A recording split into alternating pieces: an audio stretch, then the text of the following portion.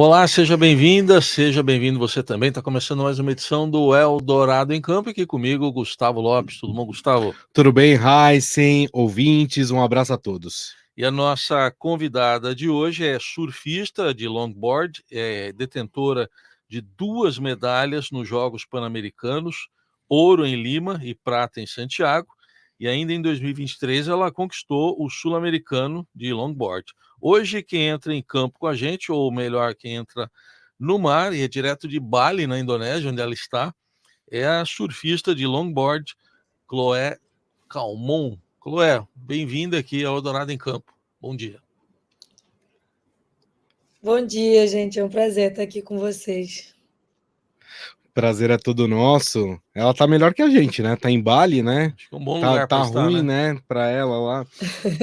E Bali, né? Inclusive é um dos grandes points aí do surf, né? É um lugar fantástico para praticar, para treinar. Você tá participando de alguma competição aí ou você tá treinando?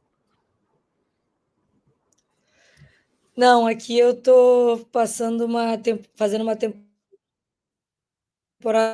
de treino. É a minha primeira vez na Indonésia e sempre foi um grande sonho vir para cá e conhecer as ondas tão icônicas da ilha de Bali.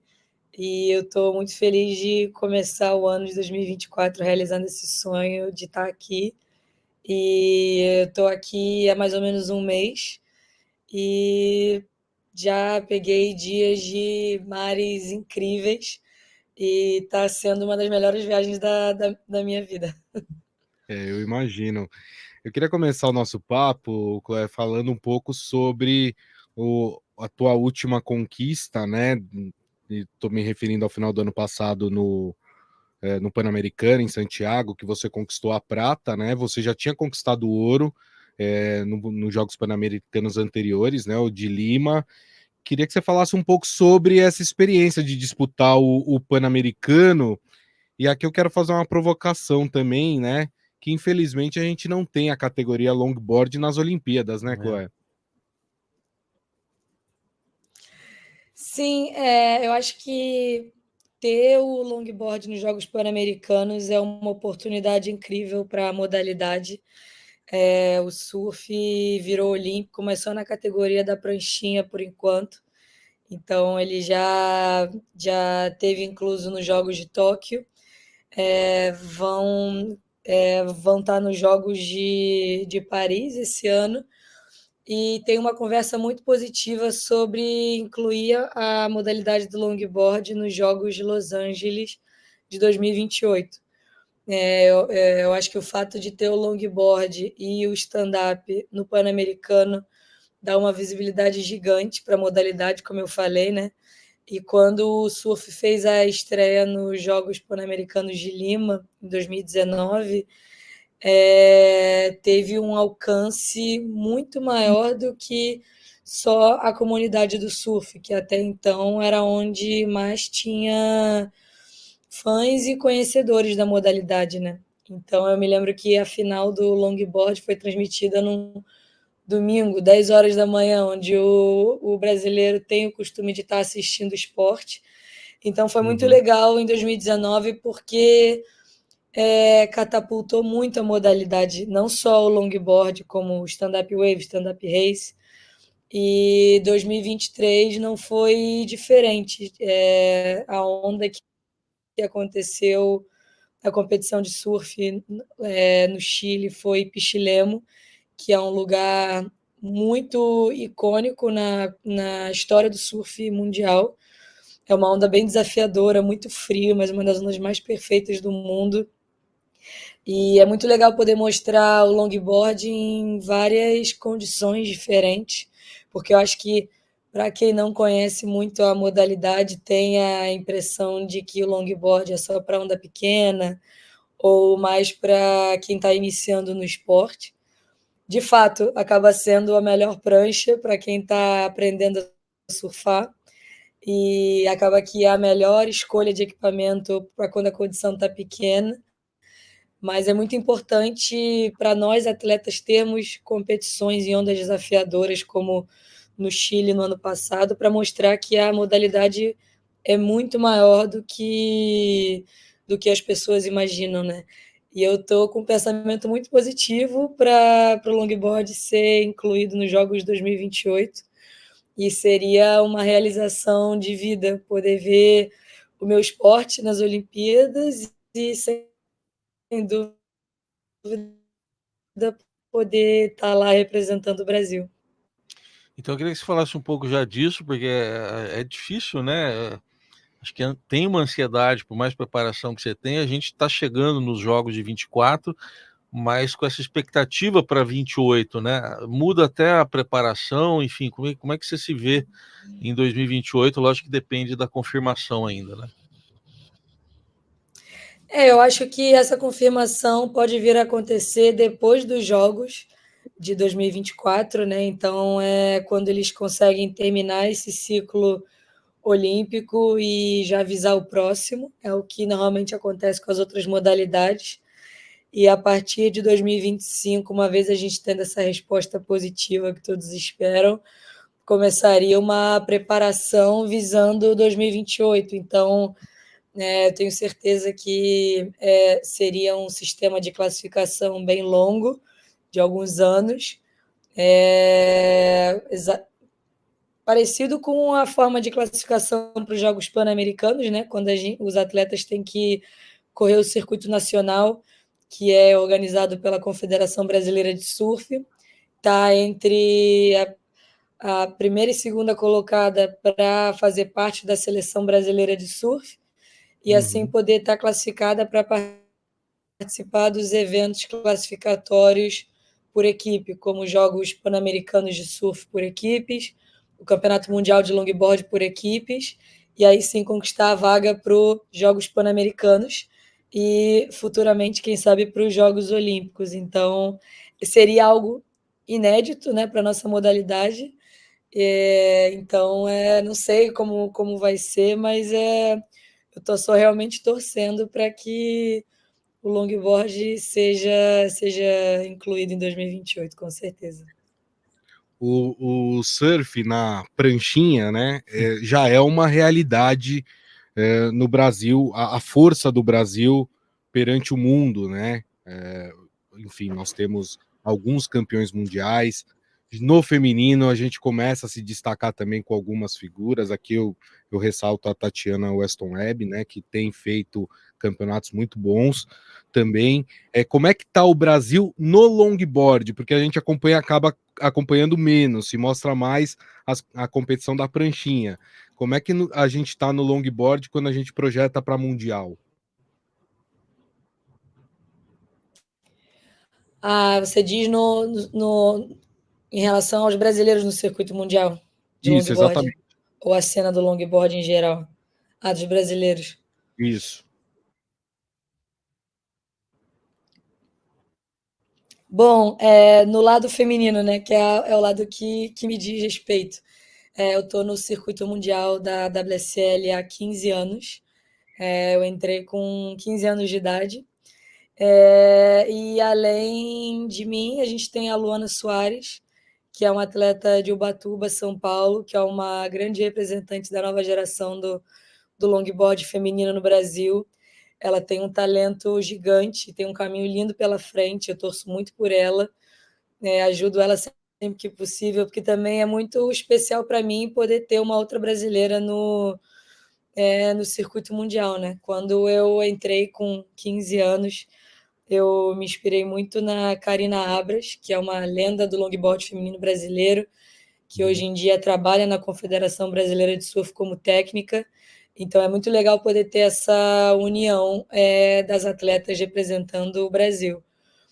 No lado masculino, infelizmente, a gente não teve na última temporada, né, de 2023, a gente não teve nenhum atleta brasileiro no circuito mundial de longboard da WSL, mas no circuito mundial por equipes, que é o ISA Games, né, organizado pela ISA, que é a entidade que classifica os atletas para os Jogos Pan-Americanos e para os Jogos Olímpicos.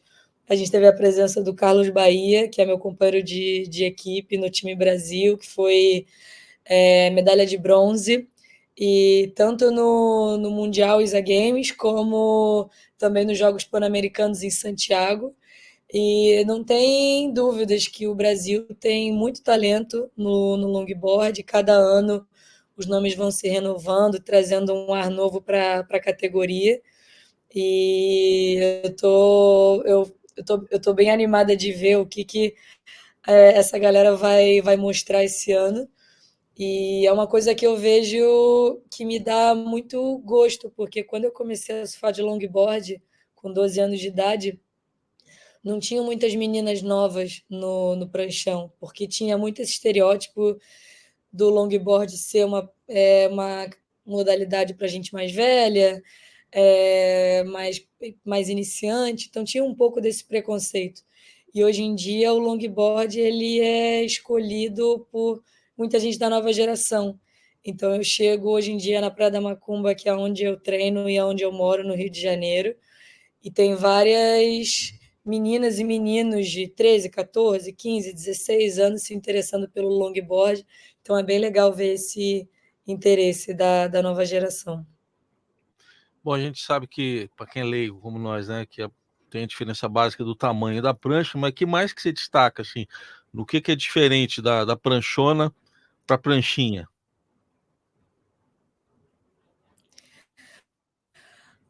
Eu acho que a principal diferença do longboard para a pranchinha a gente pode começar falando da história do surf, né? Porque o surf começou com o longboard, desde os primórdios e dos primeiros registros do surf, as pranchas que eram usadas na época por pescadores ou os famosos watermans, né, que faziam tudo relacionados ao mar, eram pranchas grandes. E nos anos 50, quando o surf se tornou bem popular, graças à aparição em alguns filmes de Hollywood na época, que começaram a mostrar para o mundo o estilo de vida praiano, as pranchas usadas nessa época eram os longboards, pranchas feitas de madeira, que pesavam 20, 30 quilos, e eram realmente muito pesadas. Então, a única manobra possível em cima das pranchas nessa época eram a caminhada em cima da prancha, que hoje em dia a gente conhece como o estilo tradicional, o estilo clássico do longboard. E daí, nos anos 70, anos 80, houve uma revolução das pranchas pequenas, quando os shapers, que são os fabricantes de pranchas, começaram a experimentar pranchas em tamanhos menores e descobrir que era muito mais fácil de carregar e permitia uma evolução no esporte gigante, né? Então, nessa época que acabou o surf se dividindo na pranchinha e no pranchão. Um outro fator que eu acho bem interessante do longboard é essa versatilidade, por ter o estilo clássico que remete às origens do surf nos anos 50, 60. Também tem o lado moderno, que são as manobras oriundas da pranchinha, junto às novas tecnologias de fabricação de prancha. Então, hoje em dia, existem longboards de material super resistente, muito leves, pranchas de 5, 6 quilos, comparadas às pranchas de 20, 30 quilos que se usavam antigamente. Então, hoje em dia, você pode surfar de longboard praticamente em todos os tipos de onda, em qualquer nível de surf. E sem contar que eu acho que é a prancha mais ideal para quem começa a surfar para quem começa a surfar. A pranchinha acaba sendo uma opção mais desafiadora no início, mas eu acho que o longboard acaba sendo mais atrativo por ser mais democrático. Eu acho que o longboard dá oportunidade para todo mundo que quer começar a surfar e evoluir no esporte.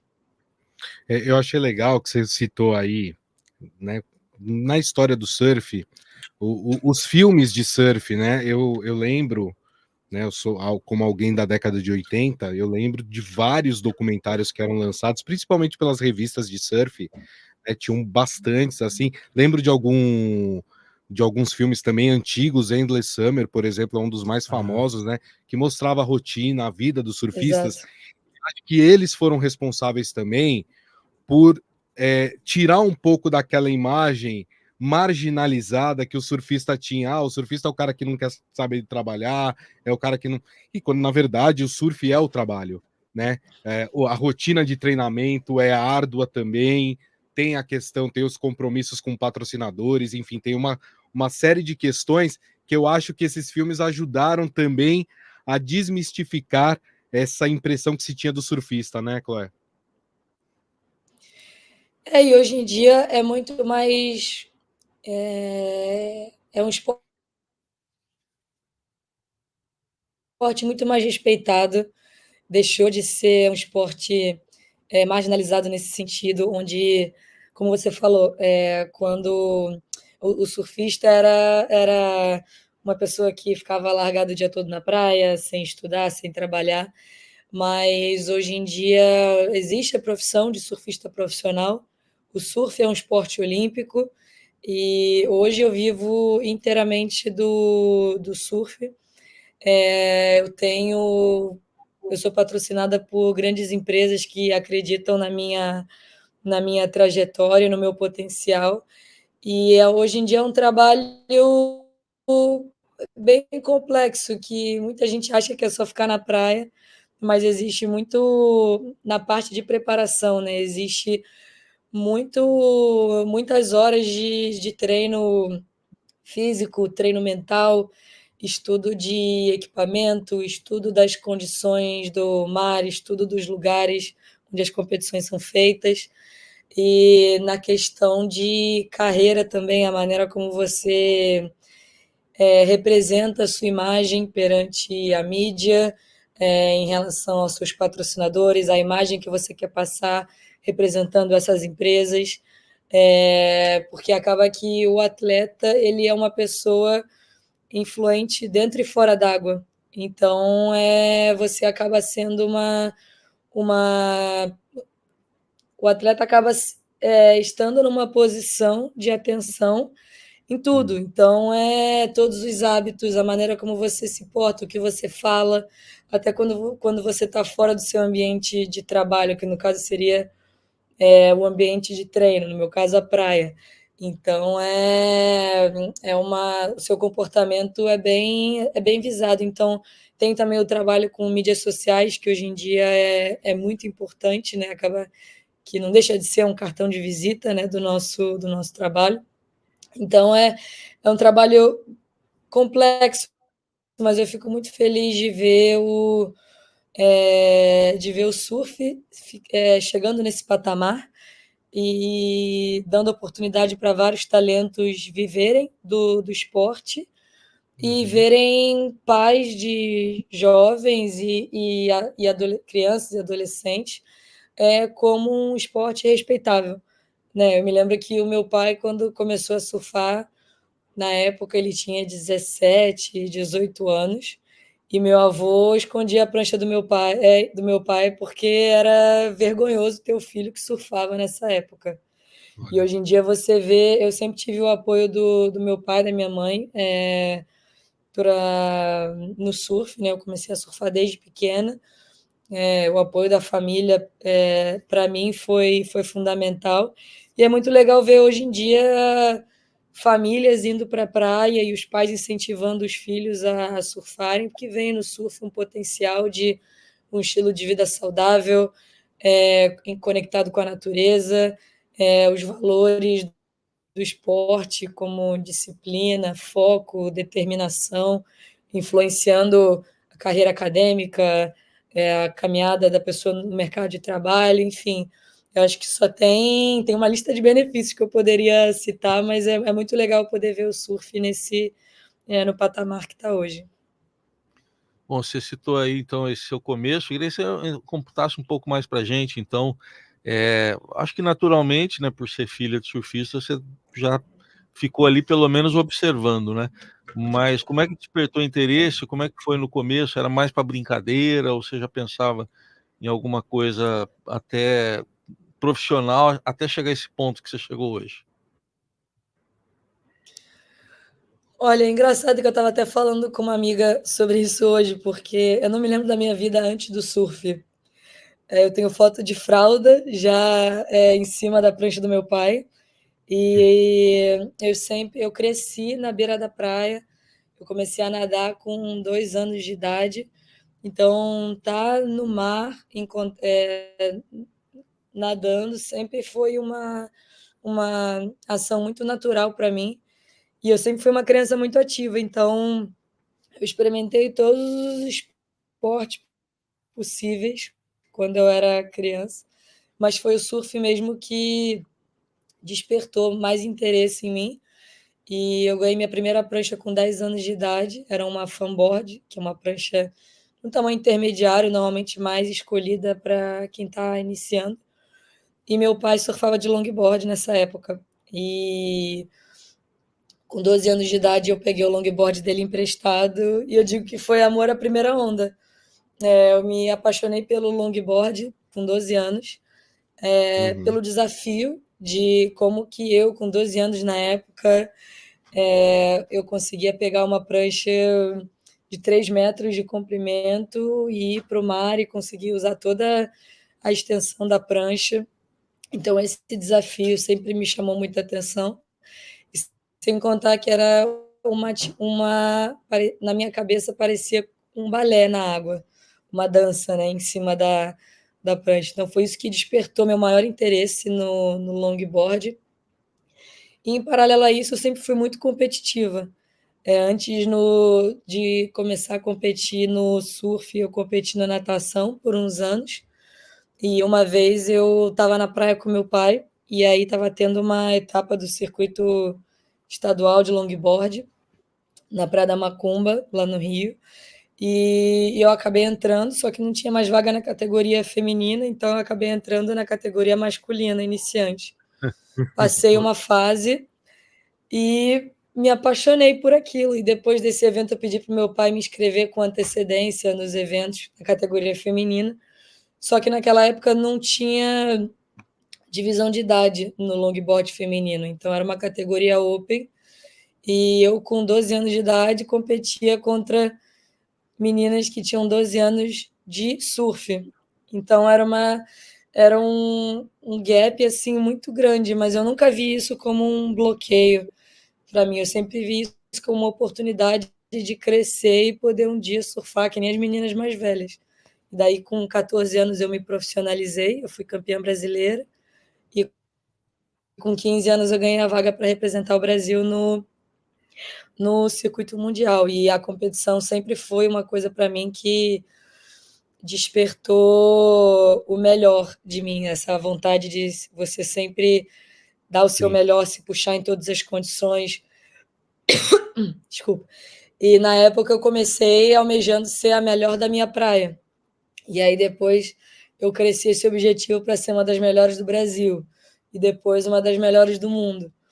E eu acho que todos os sonhos que a Chloé de 12 anos tinha, eu consegui realizar, mas hoje eu vejo que ainda tem muita coisa para conquistar ainda dentro do esporte. Eu já tive a chance de conhecer países, vários países, já rodei o mundo graças ao surf, então eu sou muito grata por ter escolhido esse caminho e não me vejo fazendo outra coisa. Bem legal a história toda. Só para registrar que o seu pai é o Miguel Calmon, né? O seu incentivador. Exato. Registrar o nome do pai da Chloé. É isso aí. Bom, Chloé, queria falar um pouquinho sobre a questão mais técnica de manobras do longboard, porque, como eu disse lá atrás, né, a gente está mais acostumado a ver as competições com a pranchinha, e aí as pessoas assistem e veem vários tipos de manobras, os aéreos.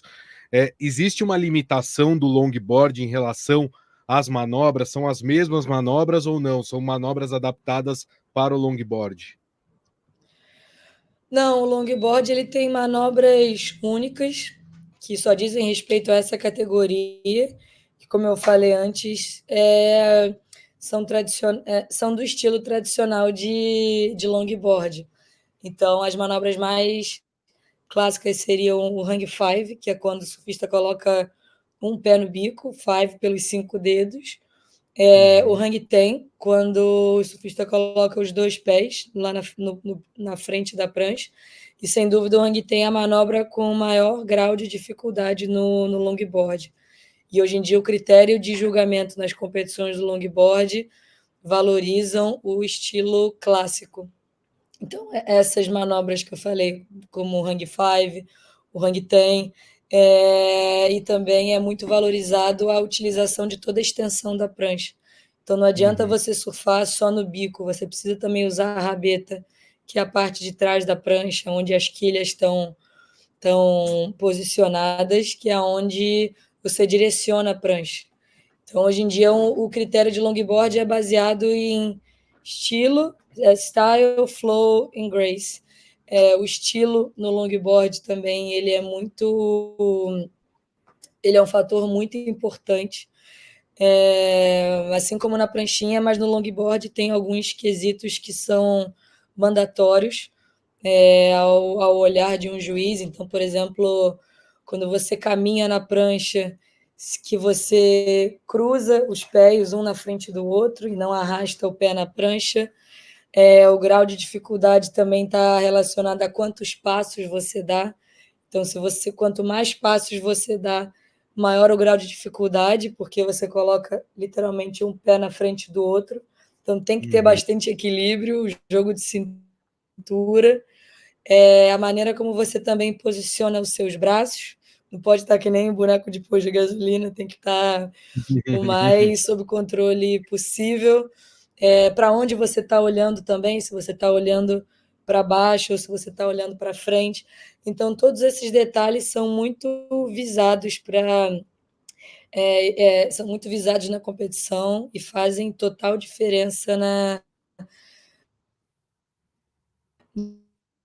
no quesito plástico do surf do pranchão.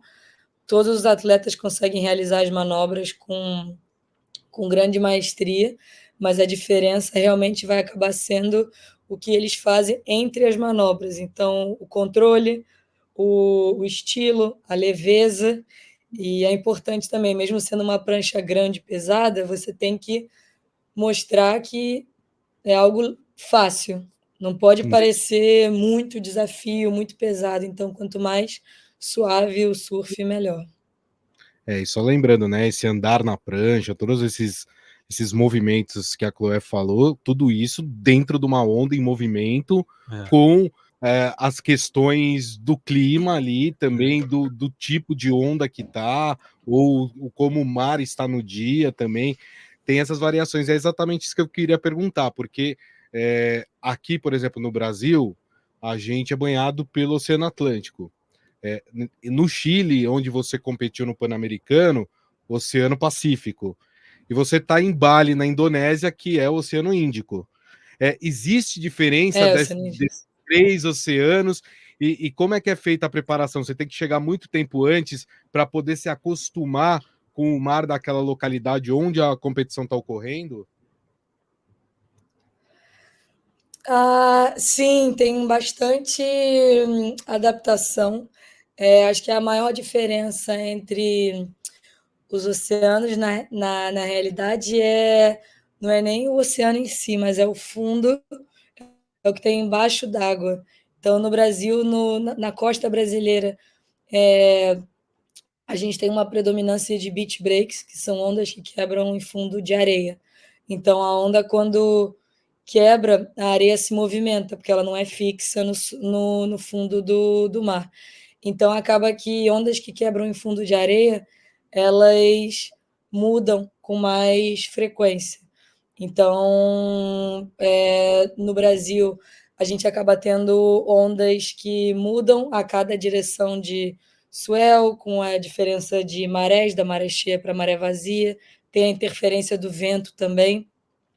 E por ser uma costa predominantemente reta, a gente acaba tendo ondulações mais retas em direção à praia, então acabam sendo ondas mais curtas.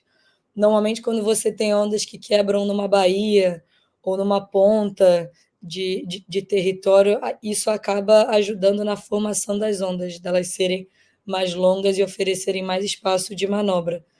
No Oceano Pacífico, existe uma predominância de point breaks, que são ondas que quebram em fundo de pedra. E a pedra, por ser rígida, ela não se movimenta quando a onda quebra.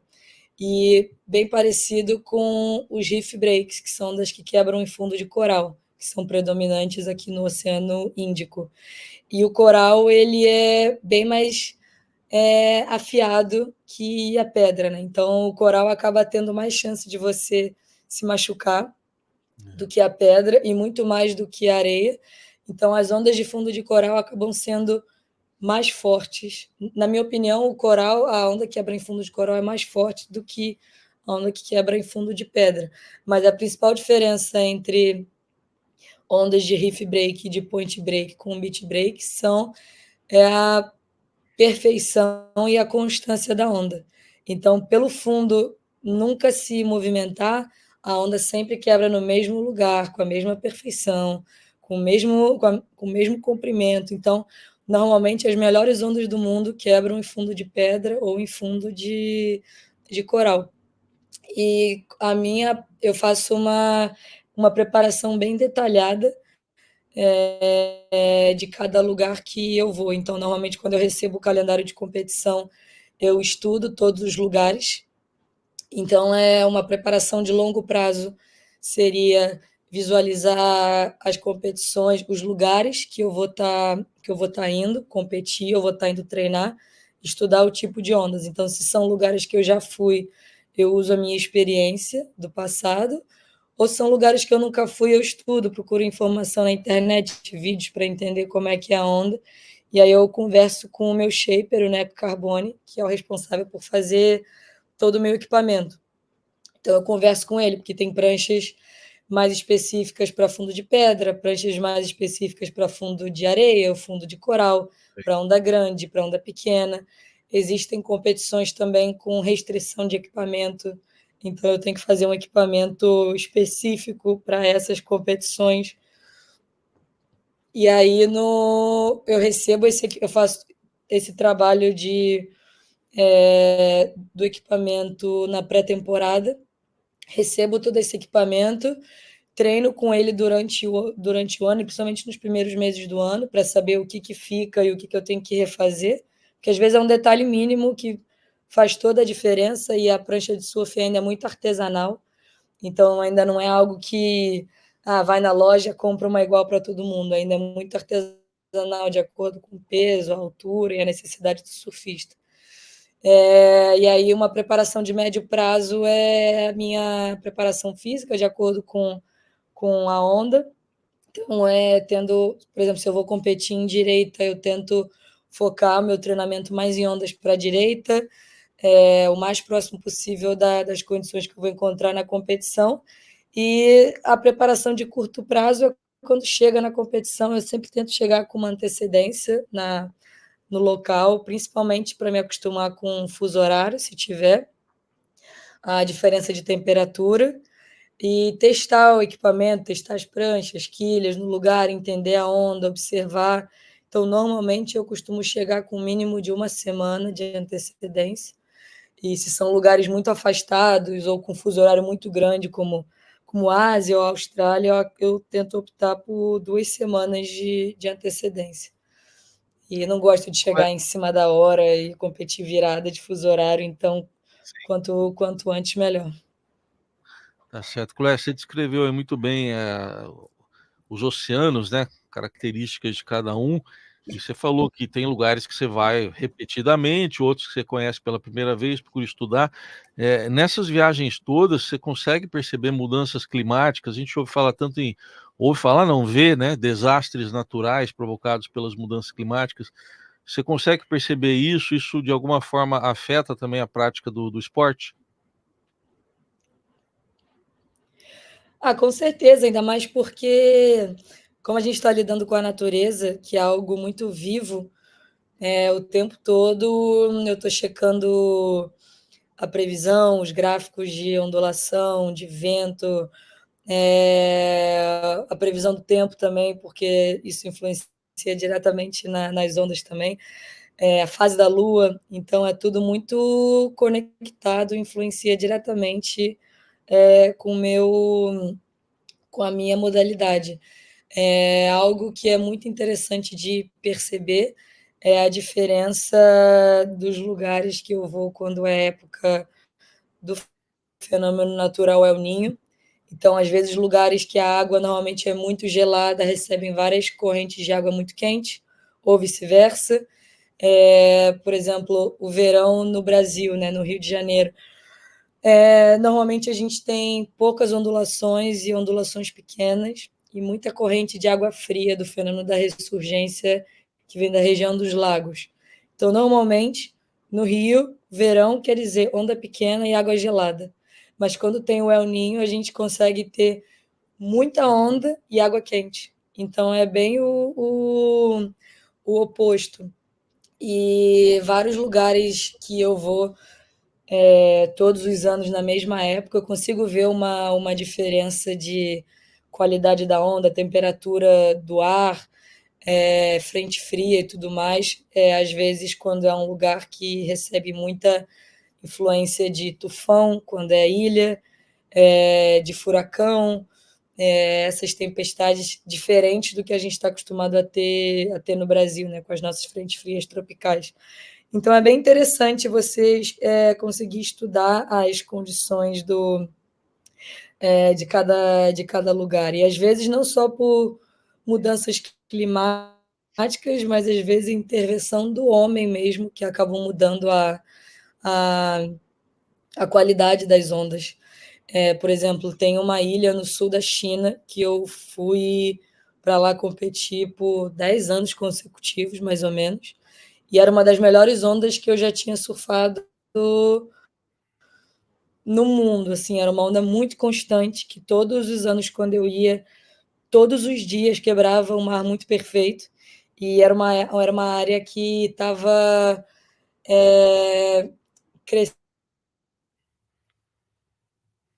bastante dinheiro no turismo local, construindo vários prédios, vários empreendimentos novos, construindo pontes e um monte de coisa.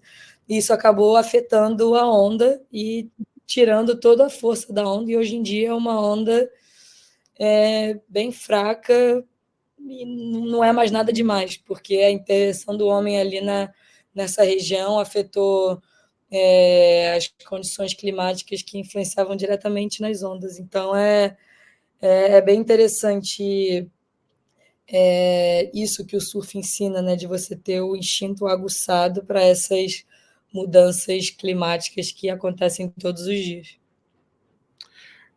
Chloé, falando agora um pouco sobre as competições que você já participou, eu queria saber qual que foi hoje, até hoje, o mar mais desafiador para você. Qual é aquele que quando você tem que encarar, você fala, esse aqui é complicado, é difícil, de difícil controle. Qual que seria na tua avaliação? Eu acho que o mais fresco na cabeça foi o ir no Chile, ano passado, no PAN. Eu acho que foi a condição mais fria que eu já competi. A temperatura da água estava em torno de 11 graus e fora d'água uma temperatura de 12 graus, mais ou menos, também. E um vento muito forte, em torno de 20 quilômetros por hora. Então, e ondas em torno de 4 metros. Então, eram condições muito extremas, até porque pelo tamanho do mar e por ter muita correnteza, era uma dinâmica bem complicada para você, até o momento de você estar na água ali, a sua bateria começar, a preparação começava umas 2 horas antes, porque a gente tinha que pegar o jet ski para entrar na água, e o jet ski tinha que entrar no intervalo das séries, então a gente tinha que entrar no mar com antecedência, e no dia das finais, porque o mar estava muito grande, a gente entrava na água 40 minutos antes.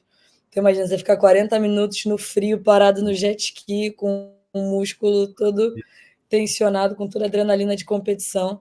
Foi um momento bem desafiador na minha carreira, acho que de tamanho, de onda e de condição. E ano passado também eu tive uma competição Mundial ISA Games em El Salvador, que também eu acho que foi uma das condições mais quentes que eu já participei. A água estava em torno de 27 graus e fora d'água a temperatura estava em torno dos 40 graus. São os dois extremos Sim. E eu saía das baterias assim, com pressão baixa, teto preto, por conta do calor e da adrenalina. E nessas condições de água muito quente, você se sente suando dentro d'água enquanto está esperando a onda. Então era um lugar que eu tinha que cuidar muito da minha hidratação e de ficar fora do sol, para não ter insolação nem nada. Então, e aí eu voltei a competir em El Salvador alguns meses depois, mas eu já fui preparada para o calor, então acabou sendo uma experiência mais tranquila essa segunda vez do que a primeira. Mas o legal do surf é que sempre tem um novo desafio pela frente, porque a natureza é viva, né? Então, Sim. todo dia é uma onda diferente, é uma condição diferente, por mais tempo que você passe na água treinando, se dedicando, sempre vai ter um desafio novo. Eu acho que isso que torna o esporte tão dinâmico e interessante. E agora, o que tem aí no radar? Quais são as próximas competições que você está programando, que você vai participar? E os treinos aí em Bali, como é que eles podem ajudar para isso também? Aqui em Bali tem algumas das ondas mais perfeitas do mundo, que têm uma importância gigante na história e na cultura do surf, como Luato, Padang Padang, Binguim. Então, eu tendo a chance de surfar essas ondas que são bem desafiadoras, que me tiram bastante da minha zona de conforto, porque eu não tenho o costume de treinar em ondas que quebram em fundo de coral. Atualmente eu não tenho competições nessa condição de onda que eu estou encontrando aqui em Bali, mas é muito interessante poder surfar com novas pranchas e puxar os meus limites e evoluir como surfista e visualizar o surf além das competições, mas como o surf no geral. Então aqui eu tenho surfado com pranchas menores também, não só com pranchas de longboard, que são que são o meu foco, né? Então está sendo bem legal poder sair da minha zona de conforto e surfar essas ondas incríveis e evoluir. E as competições que você tem aí pela frente, que você vislumbra aí no decorrer do ano? As competições estão agendadas para o segundo semestre, o Circuito Mundial de Longboard da WSL e o Circuito Brasileiro da Confederação Brasileira de Surf. E eu estou aproveitando esses primeiros meses do ano para focar na minha preparação, fazer viagens para treinar, testar equipamento novo e trazer uma inspiração nova para o meu surf, que há muito tempo que eu estou só no modo competição, competição, competição, então está sendo bem legal poder tirar esses meses para surfar mais livre e poder evoluir mais o meu surf em outras áreas, não focado só no resultado. E eu acho que 2024 tem tudo para ser um ano incrível. Já está Legal. sendo, na real, né? É verdade. Tá aí no Paraíso, que foi do filme da Julia Roberts, né? Comer, Rezar e Amar, tem uma parte do Bali, É que é uma verdade. maravilhosa. Exatamente. É isso aí. Bom, a Eu gente estou fazendo a conversou versão do Comer, Rezar e Amar do surf. do surf, é isso Isso, aí. exatamente. Muito bom. A gente conversou com a Chloé Calmon, surfista do longboard, que falou com a gente direto de Bali, encontrou um tempo para nos atender. E a gente fica na torcida aí para você e também para os Jogos de 2028, né? Lá nos Isso. Estados Unidos, em Los Angeles, terem Sim. o longboard também. Obrigado, Chloé, e até uma próxima. Obrigada, gente, pela oportunidade. É sempre um prazer falar de longboard e de surf. E é isso, até a próxima. Obrigada. E assim, a gente encerra mais um Eldorado em Campo, volta na semana que vem com mais uma edição, né, Gustavo? Até lá. É isso aí. Um abraço a todos. Até o próximo domingo.